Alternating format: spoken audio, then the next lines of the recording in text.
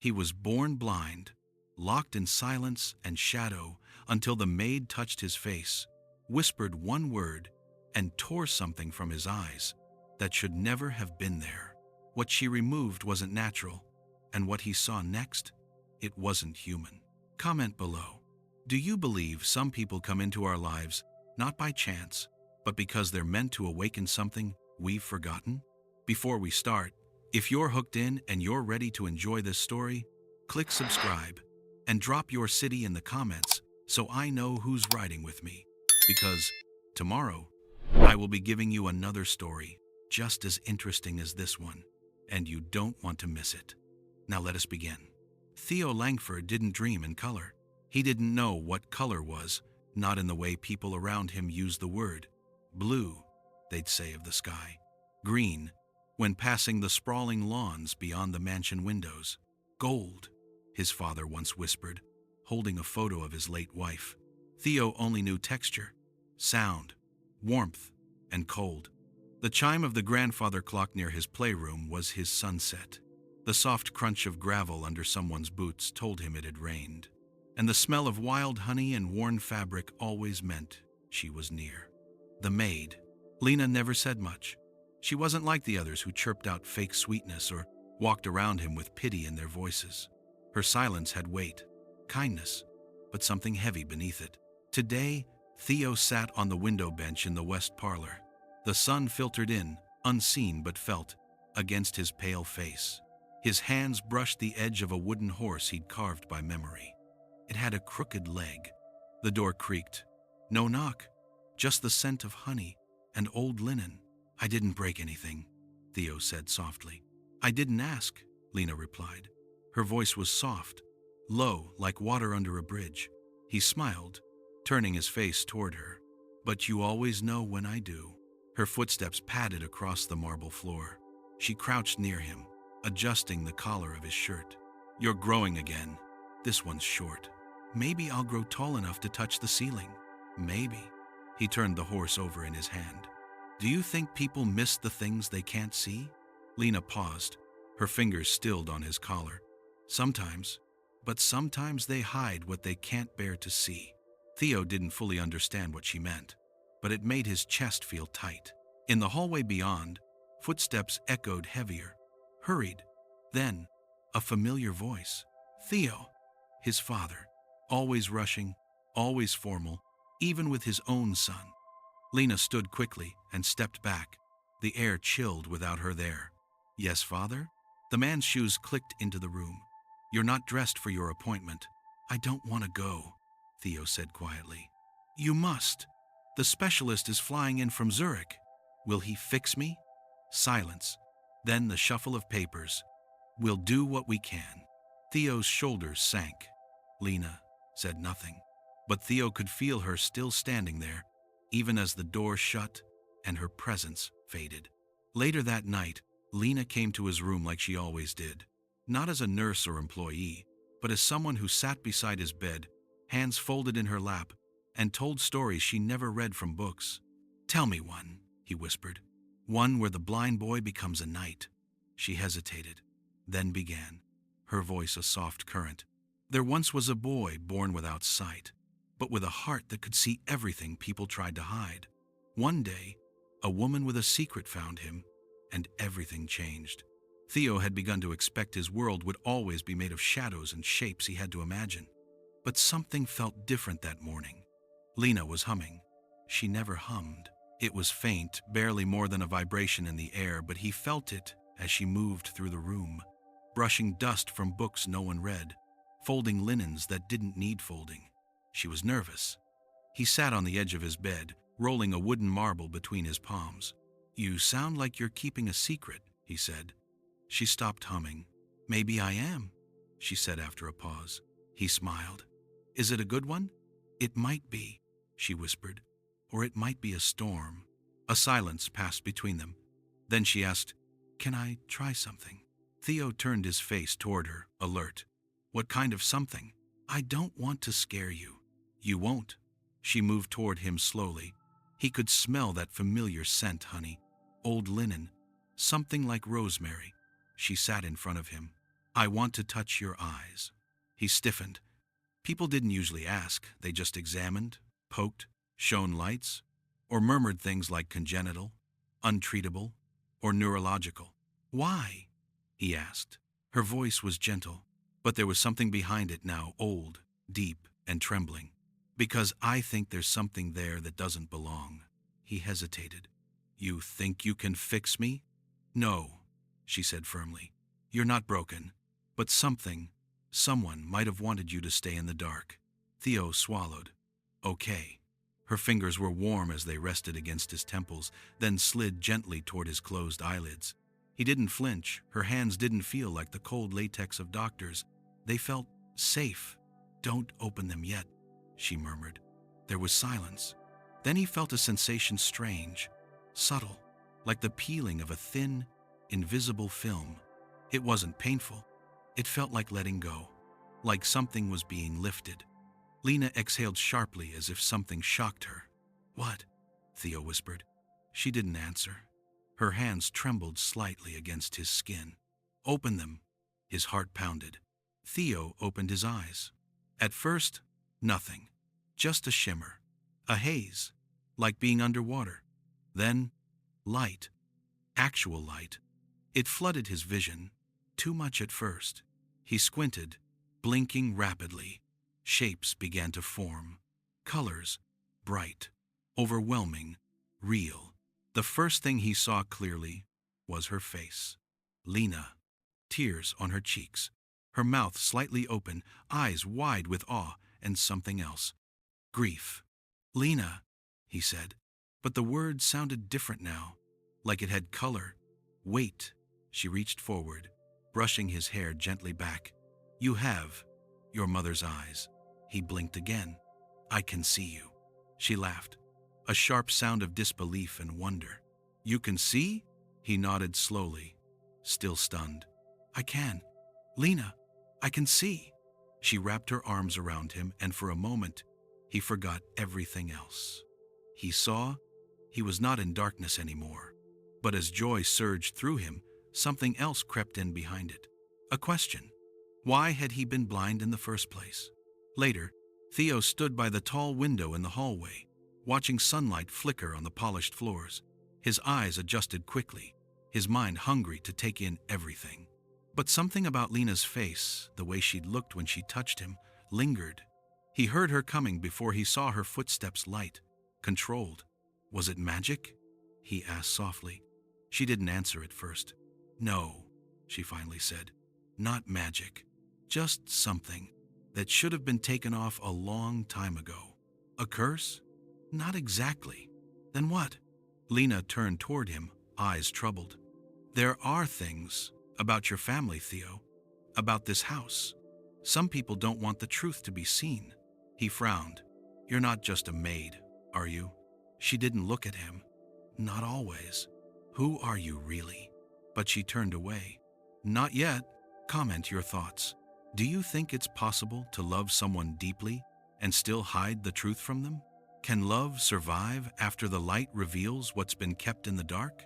Theo hadn't stopped looking since that morning. He wandered the halls like someone reborn, brushing his fingers along banisters, drinking in every texture, every color. His world, once mapped only by sound and touch, now exploded into something he hadn't dared imagine. But not all of it was wonder. He saw the pity in the staff's eyes now, not just heard it. He saw the closed doors, the way people turned when he walked into the room. And most of all, he saw how his father didn't look at him the same way. Mr. Langford had returned from a business call in Geneva the next evening. When he heard what happened, he'd stared at Theo like he was a stranger. You're sure? He'd asked Lena, his voice clipped.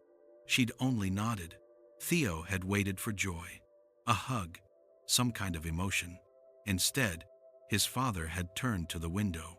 We'll need a specialist. Full diagnostics. No media leaks. That was it. No, I'm proud of you. No, you're healed. Just more appointments. More silence. Now Theo sat in the rose garden, staring at a fountain he'd never known existed until yesterday. Its statue, a stone angel, wings outstretched, looked back at him with blank eyes. He heard footsteps and knew they were hers. You didn't tell him, Theo said, not turning. Lena sat quietly on the bench beside him. Tell him what? Whatever you know. About what you did. About how I can see now. I didn't do anything, Theo. He turned sharply to her. Then why does everyone look at me like something went wrong? She opened her mouth, then closed it. The breeze stirred her hair. I don't know what to say. Yes, you do. A pause. Then she said quietly, some people don't like it when secrets stop working. Theo stared at her. What does that mean? She looked down at her hands. It means sometimes blindness is safer. He stood abruptly. That's not fair. You made me see. Now you want me to stay in the dark? No, she said quickly. Never. But there are things I'm not sure you're ready to know. Try me. She flinched, just barely. Your mother didn't die the way you were told. Theo's stomach dropped. What? Lena stood now too. Not today. Not like this. You can't say that and just, not today. Her voice cracked. They stood in silence. The fountain whispered behind them. Theo looked at her. Really looked. The sadness in her eyes wasn't just for him. It was old, deep. He stepped back. You're hiding something. She didn't deny it. I trusted you, he whispered. You were the only one Lena turned and walked away before he could finish. That night, Theo sat in his room, alone. He stared at his reflection in the mirror, a thing he'd never seen before. His eyes were light blue, almost silver. His mother's eyes, Lena had said. He pressed his palms into his eyes, until stars bloomed behind his eyelids, until everything went dark again. And for a moment, he missed it. The quiet, the certainty. Because seeing came with questions, and questions came with silence. Let's hear from you in the comments. Do you think some truths are better left hidden, or does everyone deserve the whole story, no matter how much it hurts? The storm rolled in like an argument. Thick clouds strangled the afternoon light, and thunder rattled the windows of Langford Estate. By evening, rain was a sheet of silver crashing against the glass. Theo stood by the window in the upstairs library, watching the sky tear itself apart.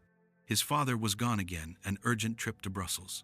That left the staff in disarray, and Lena, she hadn't spoken to him in 2 days, not since the garden. He hated it, even more than the questions, even more than the lies. He hated the silence. Then the lights flickered.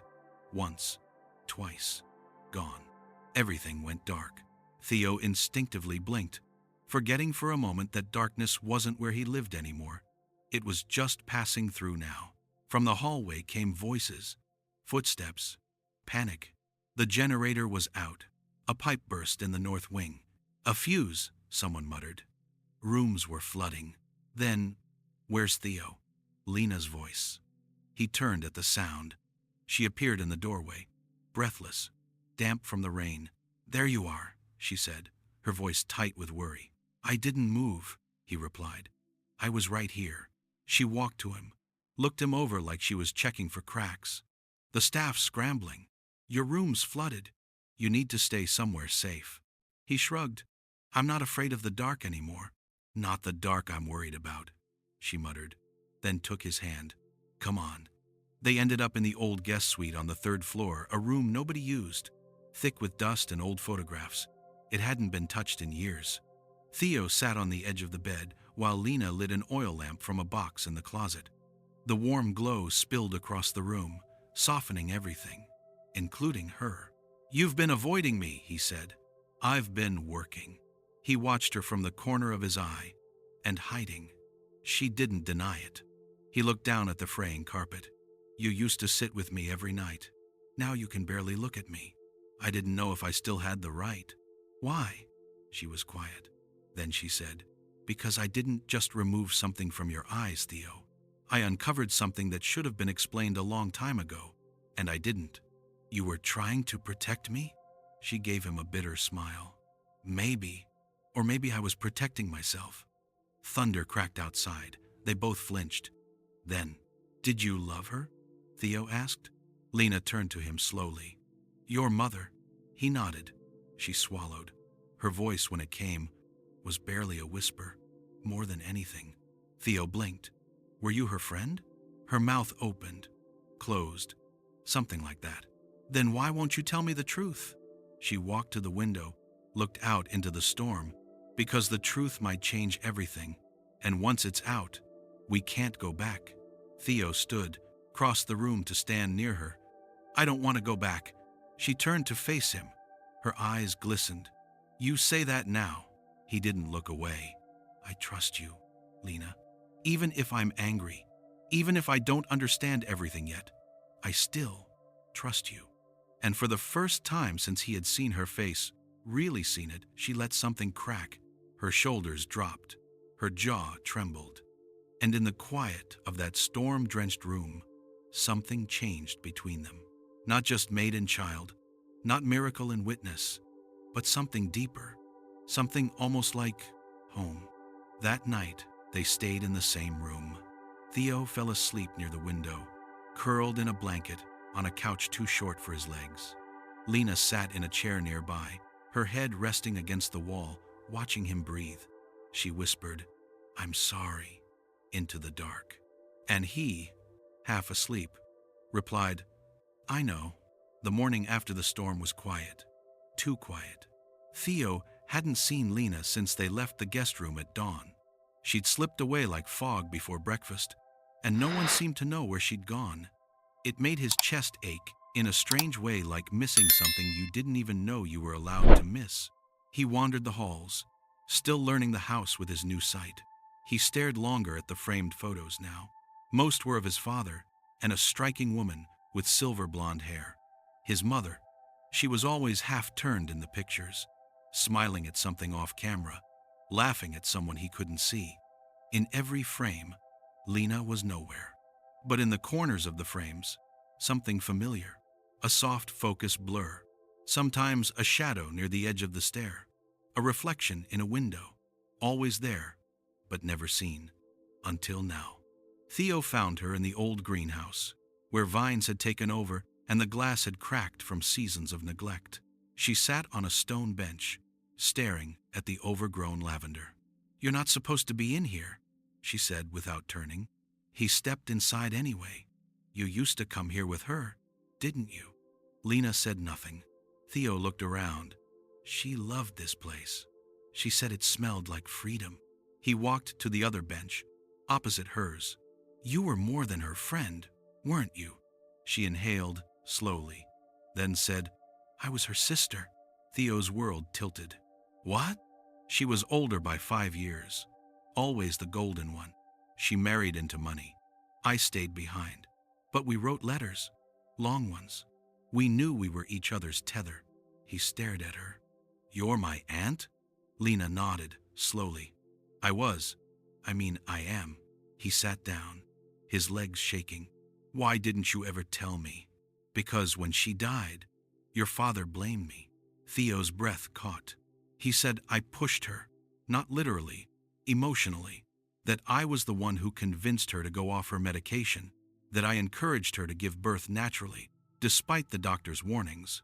He said it was my fault. What happened? Lena swallowed hard. Your mother went into labor early, too early. She was alone. She wanted it that way, natural, quiet, at home. She believed she could handle it, but she started hemorrhaging. Theo was silent, his fingers gripping the bench. By the time help arrived, she was gone, and you were born with no sight. He looked up at her. So my blindness was from the birth? Partly, but that's not the whole story. She stood now, restless, pacing the greenhouse. Her hands trembled slightly as she spoke. When I finally saw you, you were weeks old, fragile, so quiet. I wanted to hold you, but your father wouldn't let me. Why? He blamed me, said if I came near you, I'd infect you with the same chaos that killed your mother. So he paid me to leave. I left. Theo's voice was barely audible. Then why did you come back? Because the maid before me quit. And when I heard, I changed my name, took the job under a fake application. I just wanted to see you. He blinked. You've been here for years. She nodded, slowly, watching you grow, helping in ways I could, but always from behind the curtain. And the thing you removed from my eyes? She stepped forward, slowly now. It wasn't blindness, Theo. Not completely. It was something unnatural. A residue, almost like oil under your eyelids. When I touched it, it felt cold, heavy, like grief turned physical. He stared at her, shaking. You think he did something to me? She didn't answer. I need to know the truth. Lena stepped closer. Then we have to go to the cellar. Theo frowned. What's in the cellar? Her voice cracked. Everything he buried. They didn't speak again until they stood in front of the thick cellar door. It hadn't been opened in years. Theo had never even noticed it before. It was behind the wine racks in the back hallway, covered with an old tapestry. Lena unlocked it with a rusted key she'd kept all these years. The door groaned as it opened. The air inside was cold, dusty, stagnant. But at the bottom of the steps, something waited. Old boxes, photos, a trunk, and in the corner, under a draped cloth, a crib. Theo walked to it slowly, lifting the cloth. It was his. Inside, among moth-eaten blankets, lay a small glass vial sealed, labeled with his name in shaky handwriting. Theo picked it up. The liquid inside shimmered with something that didn't look like medicine. Lena whispered behind him, I think your father used it to keep you blind. He turned to her, horrified. Why? Because he couldn't bear to look at you. You were hers, her eyes, her soul. Seeing you reminded him of everything he lost. So he made sure you never saw the world she left behind. Theo stood frozen, holding the vial. Everything inside him cracked. Every bedtime story, every skipped photo album, every doctor's visit, every unanswered question, it all made sense now. He was never broken. He was hidden. They didn't speak on the way back from the cellar. The air was too heavy, the house too quiet. The things they'd just unearthed still clung to their clothes, like dust that wouldn't brush off. But Lena stayed close now, closer than she ever had since Theo got his sight.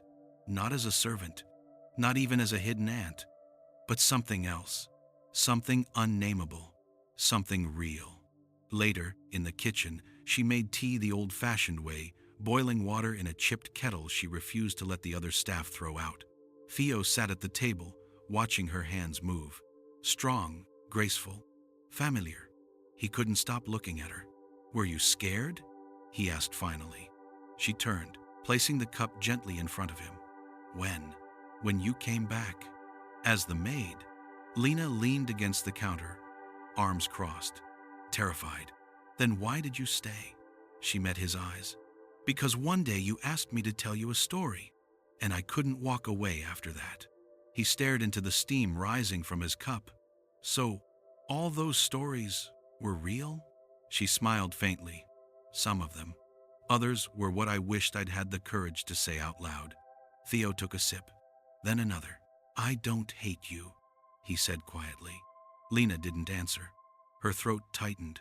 I should, he added, but I don't. Why not?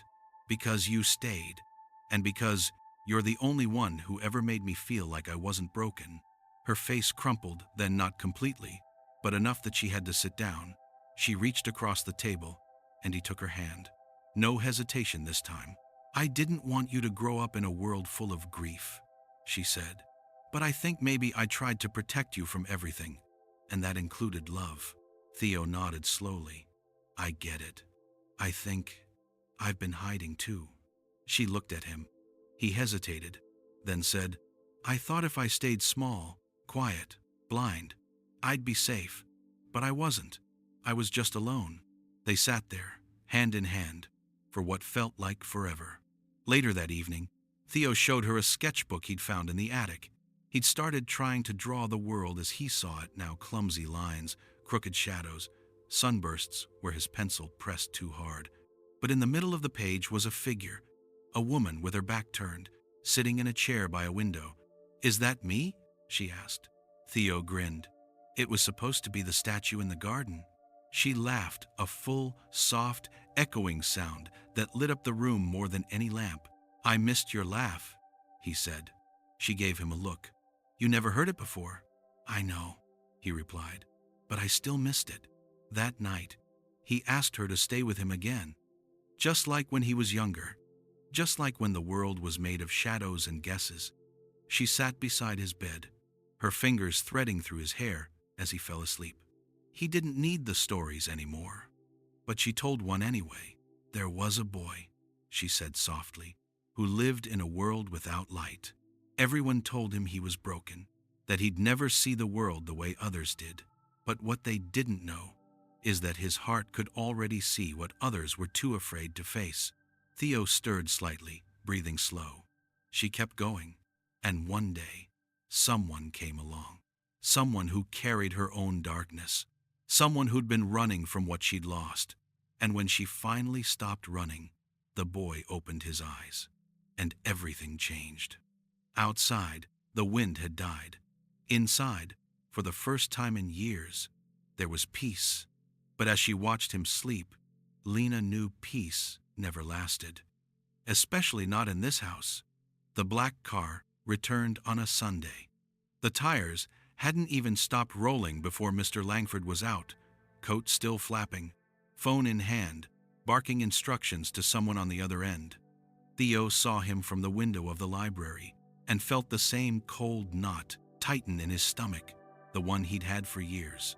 But this time, he wasn't blind to it. He could see the way his father didn't look up, how he walked right past the front door staff, how the wind caught his tie and made him look smaller than Theo remembered. Weaker, but still dangerous. The confrontation happened in the study. Theo had left the vial from the cellar on his father's desk. No note, no dramatics, just truth. Quiet, undeniable, glowing faintly in the dark like a memory refusing to die. Langford came into the study just before dinner. Lena was there too, called in under some vague pretense. When he saw the vial, he froze, then slowly picked it up, turned it in his hand, didn't say a word. "I know what it is," Theo said from the corner. Langford didn't flinch. "Do you? You used it on me, to keep me from seeing." A silence followed, long enough to fill the whole room. Langford set the vial down with care. "You shouldn't have gone into the cellar. And I shouldn't have grown up in darkness because you couldn't face yours." Lena stepped forward. "You kept his mother's death from him. You made him believe he was born broken." Langford snapped. "I buried that pain so he didn't have to live it." Theo rose from his chair.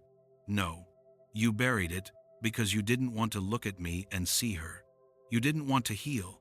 You wanted to erase." His father's face twisted, years of grief and guilt bubbling to the surface. "She died because she was weak. Because she listened to you," he jabbed a finger at Lena. "And all your natural birth nonsense and your moonlight stories. She died because she was alone," Lena shouted, voice shaking. "And you let her be." Silence again. This time, even heavier. Theo's chest rose and fell. "Fast. You were supposed to protect me, not hide me." Langford turned away, toward the fireplace. "You were a baby who looked exactly like the woman I couldn't save. I did what I had to do to survive." Theo whispered, "And I was collateral." His father said nothing. Lena stepped beside Theo. "He doesn't need you anymore." Langford's voice came out low. "And he certainly doesn't need you." Theo looked at her, then back at the man who'd raised him in darkness. "You're right," he said quietly, "but I still wanted you." It was over in minutes. Langford dismissed Lena from the estate. Officially, no room for arguments. 1 hour to pack. A check on the table. The same as before. She didn't fight him, and that more than anything crushed Theo. Upstairs, he found her folding clothes in the tiny staff quarters. Her hands moved like she wasn't feeling them anymore. "You're leaving?" he asked, his voice small. She didn't look at him. "I always knew it would come to this." "Then why did you stay this long?" She folded a sweater. "Because I wanted to believe. Maybe this time, love would be enough." He stepped closer. "So that's it? You're going to disappear again?" Her eyes lifted, red and tired. "I never stopped disappearing, Theo. I just learned to do it while standing still." "Don't go," he whispered. "I don't have a choice." He reached into his pocket, pulled out the old wooden horse with the crooked leg. I don't want this unless you're here. She stared at it, something behind her ribs breaking apart. That's not fair. I know. She stepped forward, took it in her hand, held it like it was glass. Then you should know. Loving someone doesn't always mean you get to stay. And then, before he could stop her, she kissed his forehead, turned, and walked out. She was gone by nightfall. The house was quiet again. But this time, it wasn't because he couldn't see. It was because there was nothing left to look at. The house felt bigger without her. Not just empty, hollow, like someone had cracked the foundation and all the warmth had leaked out. Theo drifted from room to room, touching things he never cared about before. The edges of picture frames, the curve of the banister, the dusty piano keys in the parlor. Everything felt like a question, especially the one echoing in his chest. Why didn't I stop her? He could still hear her words from that final moment. Loving someone doesn't always mean you get to stay. But maybe it did mean you fight anyway. In the attic, he found an old box of Lena's, stuffed behind crates and old baby clothes. Inside, letters, dozens of them, every single one addressed to his mother. Handwritten, ink faded. Theo sat on the floor, reading, one after another. I miss the way you hum when you braid your hair. I still remember how we used to name the stars out loud, like they'd only shine if they heard their names. Please tell him not to shut me out. And then later letters after his mother's death, all unsent. He won't let me near him, but he's so small. He's everything you were. He deserves to be held. I talk to him sometimes through the walls. I don't think he knows it's me, but I hope he feels it. Theo's hands trembled. She had loved him the whole time, even when she was a stranger, even when he had no idea who she really was. Lena sat on a bench at the train station, coat wrapped tight against the wind. Her bag was at her feet, the ticket in her pocket. Next departure, 11:10 de l'après-midi. She kept her eyes on the horizon, as if watching for a sign she didn't believe would come. She didn't cry. Not anymore. She had spent the last 20 years crying over her sister, over lost time, over mistakes she couldn't undo. Now she just sat and waited. For nothing. Back at the house, Theo stood at the top of the staircase. Everything inside him roared with indecision. Go to her? Stay? Tell his father he was done pretending? Or let the silence win again? He walked to his mother's portrait in the foyer. Her eyes, pale and kind, stared straight into his. The same eyes he saw in the mirror now. The same eyes Lena saw first, when the light returned. He whispered, "What would you want me to do?" But the answer didn't come in words. It came in memory. The way Lena used to hum without realizing. The way she brushed his hair back, even when he couldn't see it. The way her voice cracked when she said she stayed because he asked her to tell a story. And suddenly, he knew. She had never left him. She had only waited for him to believe she belonged. The clock in the hallway struck 10:46. He ran. The platform was nearly empty. She was still there, staring ahead. When she finally looked up, she didn't react, didn't gasp, didn't run to him. She just stared, like she didn't dare believe he was real. He walked up slowly, out of breath. "Hi," he said. "Hi," she whispered. "Where were you going?" "I don't know yet." He looked down. "I read your letters." Her face crumbled just for a second. She looked away. "I wasn't supposed to find them," he added, "but I'm glad I did." She stayed quiet. "You never stopped loving her." "No." "You never stopped loving me either." "No." He stepped closer. "And I was blind a lot longer than I thought." A breath, a beat. Then, "I don't want to do this without you," he said. She looked up. Her eyes were tired, but there was a flicker of light in them now. "I don't know how to be what you need," she said. "You already are." He held out his hand. "I don't care what the world calls you. Maid, aunt, stranger. I know what you are to me." She didn't move. So he said the words that broke the last wall. "You're the first person who ever saw me." A tear slipped down her cheek. She stepped forward, took his hand, and the train rolled past them unnoticed. 3 weeks later, the mansion smelled like cinnamon and pine again. Theo was in the garden, sitting under the oak tree with a sketchbook in his lap and sunlight warming his back. Lena sat nearby, a blanket across her knees, reading a book she'd forgotten she loved. Neither of them spoke much anymore, not because there was nothing to say, but because silence had finally become safe.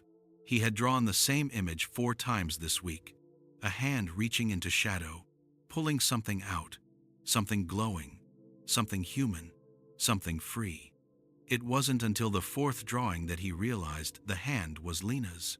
Langford didn't speak to Theo for 10 days after the confrontation. Then, one morning, the library door opened. Theo didn't look up until he heard it. "I didn't want to hurt you." He looked at his father, thinner now, older somehow, like someone who'd been fighting shadows his whole life. Langford stepped inside. No coat, no papers, no power in his posture. "I thought, if I could control your world, I could control mine." Theo sat quietly, then asked, "Do you regret it?" Langford didn't answer right away. Instead, he sat across from his son. For the first time, he didn't look away. "Yes," he said. Theo watched him. "You kept her from me. I kept her from me too." There it was. The crack, the raw truth under years of polished silence. "I blamed Lena because it was easier than blaming myself," he continued. "She loved your mother in a way I never knew how. That made me hate her, and that hate made me a coward." Theo said nothing. He didn't rush to forgive. He just let the silence speak for them. Eventually, Langford stood. "I know I don't deserve it, but I'd like to be in your life. However much you'll allow." Theo looked down at his sketchbook. "Don't ask for space. Just show up." Langford gave a single nod. "Understood." And then he left slower this time. No barking orders. No coat flapping behind him. Just a man learning how to stay. Lena found Theo later in the greenhouse, pruning the vines with quiet focus. "You spoke to him," she said. He nodded. "I didn't forgive him. Not yet. You don't have to. But I think he's trying, and I need him to try." She touched his arm gently. "You're not responsible for fixing him. I know. But maybe healing isn't about fixing. Maybe it's just staying soft in places you used to be hard." She smiled. "That's a beautiful thought. I think I stole it from one of your old letters." That made her laugh. The real kind from the belly, warm and deep. He turned to her. "You're not leaving again, right?" "No," she said. "I'm done running." He reached for her hand. "Good, because this house, it finally feels like a home." Weeks passed. Winter melted into spring, and on a morning when the sky looked like spun sugar and the breeze smelled like beginnings, Theo stood by the fountain in the garden, the same place he'd first seen her face. He held the wooden horse in one hand, now sanded smooth and painted carefully, legs straightened, eyes dotted in blue. Lena came up behind him. "You fixed it," he nodded. "I didn't want to throw it away." She tilted her head. "Even though it was crooked?" He smiled. "It wasn't broken, just waiting for someone to see what it could be." She touched his shoulder gently. "You're still that boy, but you're also something more now." He looked at her. "So are you." They stood together, watching the water ripple, sunlight dancing over the stone angel's wings. Lena whispered, "Do you remember what I told you? About the boy with the heart that could see?" Theo nodded. "He wasn't blind." "No," she said, squeezing his hand. "He was just waiting for the right person to show him the light." Theo sat by the window later that night just like he used to when he was blind. Only this time, he wasn't imagining colors. He was watching them paint the sky. A soft knock. Lena stepped in. "Couldn't sleep?" "I like the silence now," he said. "It used to be lonely. Now it feels like something's listening." She walked over, sat beside him. He leaned his head on her shoulder. And then, quietly, "Do you think my mother would be proud?" She didn't hesitate. "She already is. What would you do if someone gave you your sight, not just your vision, but your truth? Would you have the courage to look at everything, even the hard parts? Let us know in the comments. Thank you for watching this story to the end. If you enjoyed this story, you will surely love the next one. It's as crazier and more intriguing as can ever imagine. So do check it out. Click on the image showing on your screen right now to watch the next one.